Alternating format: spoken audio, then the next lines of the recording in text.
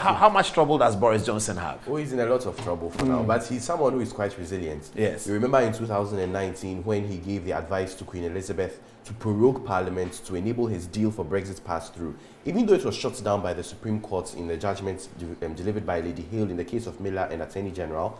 The general sentiment was that he was not going to resign. A normal prime minister would have resigned after the Supreme Court held against him and said that indeed what he was doing was unconstitutional and unfair, but he still stayed on. In this instance, some people are actually pushing that he should stay in power. And what is believed would do or undo him is the report by Sue Gray, who is the head of the civil service in the UK. Oh, is it out? Has the report come out? Not yet. But he commissioned the report. Yes, he commissioned. What is the report supposed to do? So the report is supposed to look at, investigate basically what happened at number 10, the various instances, the various parties that were organized, who called for the parties, was the Prime Minister there, was he culpable? And the Prime Minister was there. I can answer that question. I've seen videos. Yes. The Prime Minister was very there. Yes, but he was dancing. Yes, but they want to be very, you know how all these people are, they want to be very with these things. So in fact, as at now, as we speak, the report is done. But it's currently with lawyers, and the lawyers are looking through the reports, seeing various terms, looking at lawyers and human resource experts to ensure that once it is out, there are less legal challenges. Does the report, the commission of the report, carry consequences as part of the if you like, the legal backing of the report? Does it say that if the report finds A, B, C, C, D, E will happen? So that's the thing. The report has no legal merits in the sense that you cannot go to court to enforce the terms of the report. However, if the report finds that Borris Johnson indeed lied to Parliament, that he did not know that it was a party, he would have been held to breach the ministerial code. Now here's where Borris Johnson comes again with his resilient character, because his Home Secretary here is Interior Minister. His Home Secretary Priti Patel also broke the ministerial code just last year, and the member by perjury. Yes. To Parliament? She lied. It was found that she had lied to Parliament. A statement. It's not just lying. It can be anything. And she resigned? No, she didn't. Borris Johnson said that he disagreed with the terms of the report, but you couldn't send it to court to be enforced. So she's still Home Secretary? She's still Home Secretary. Priti Patel is still Home Secretary. Okay, so that's the kind of being considered by some to take after him, but it's not in the large. Okay, let's get to the details of what who is this then? This is Graham Brady. He's the head of the 1922 committee. So in how their system works is that they have the front benches and the back benches.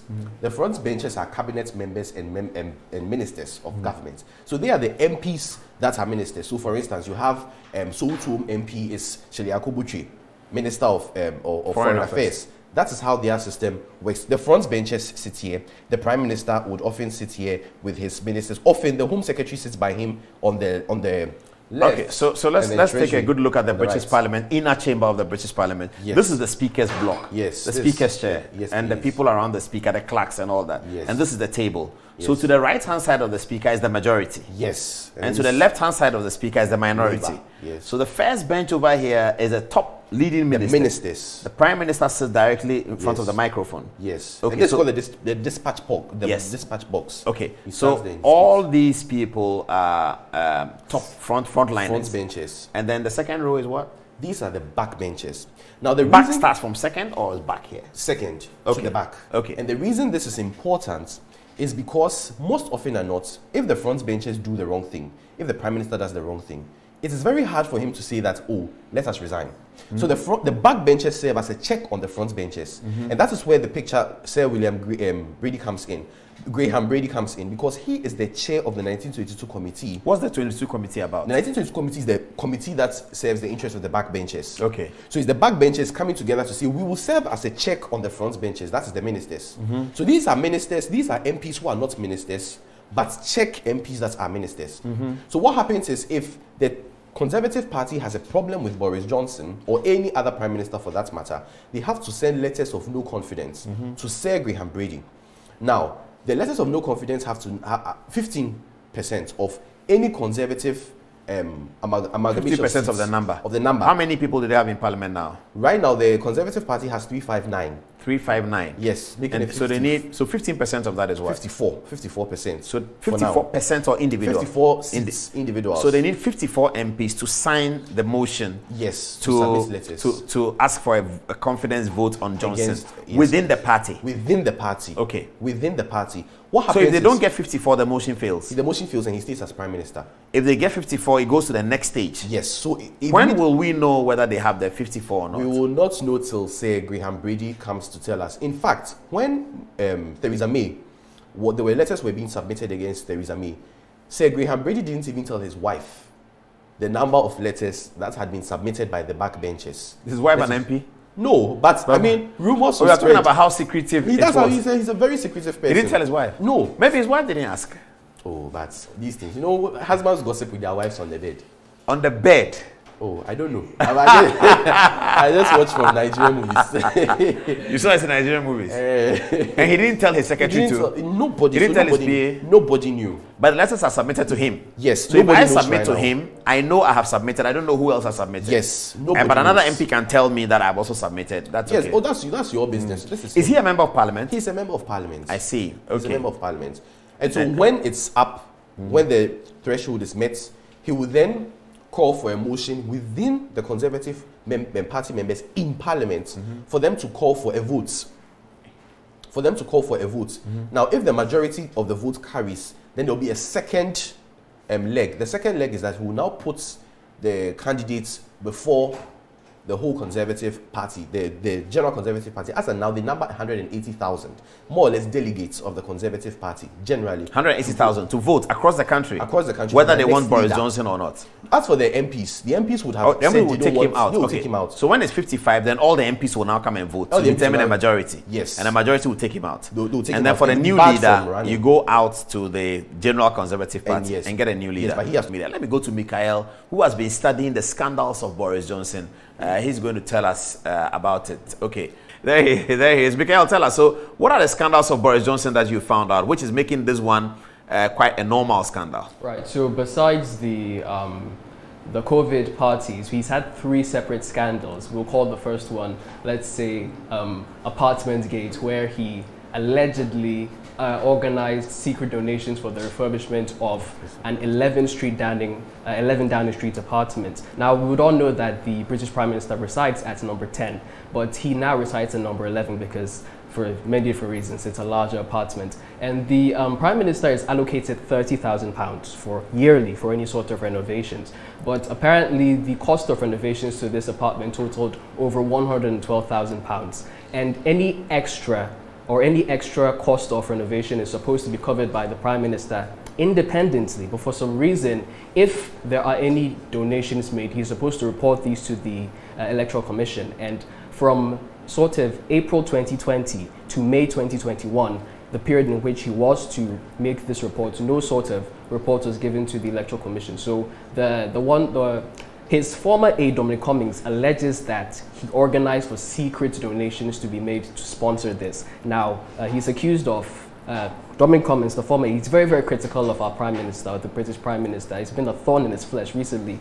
And he says that he organized for secret donations because obviously the £30,000 limit was breached. The second scandal that Borris Johnson is involved in, we'll call it Evacuation Gate. We know of the recent overrunning of Afghanistan by the Taliban, and there was a charity organization called Nowzad. It's run by a former member of the Royal Marines, Commander Penfarthing, yes. And apparently it's alleged, or it's firstly stated on the Nowzad, this is a charity that sort of supports dogs, stray dogs and the like, and it's announced that on their website that the former Commander Penfarthing, his family, the staff, and the immediate family of all the staff of Nowzad, this charity, were evacuated from Afghanistan. Now, the problem that comes in here is that the animals, the pets of the staff were as well evacuated. And this is a problem because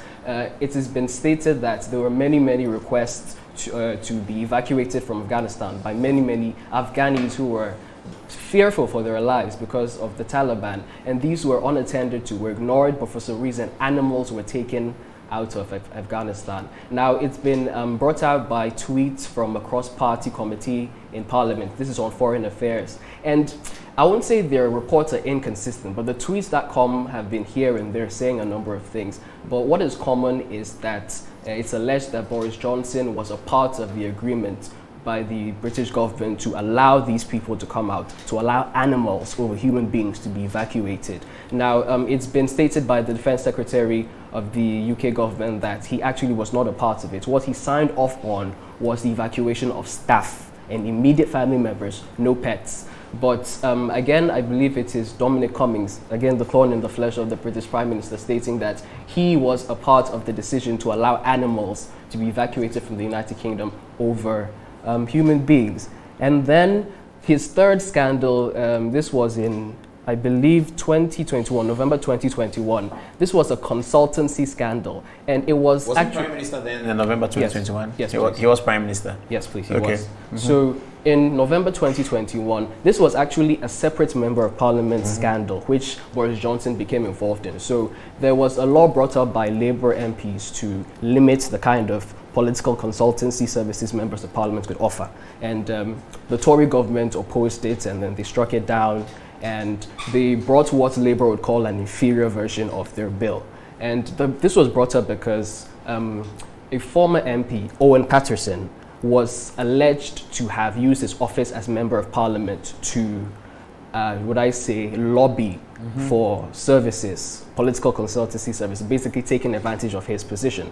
And instead of him to be disciplined or sanctioned, the Borris Johnson government sort of stepped in to now change the rules of sanctioning. So you've done something wrong, and instead of you facing the rules, yes, Borris Johnson. So with your gut feeling, looking at it, do you think that he'll survive the scandal, given all the rules that Kweku told us at the task? Do you think he'll survive the scandal? So I know that the MPs, even if they submit their letters of no confidence, they can actually retract them.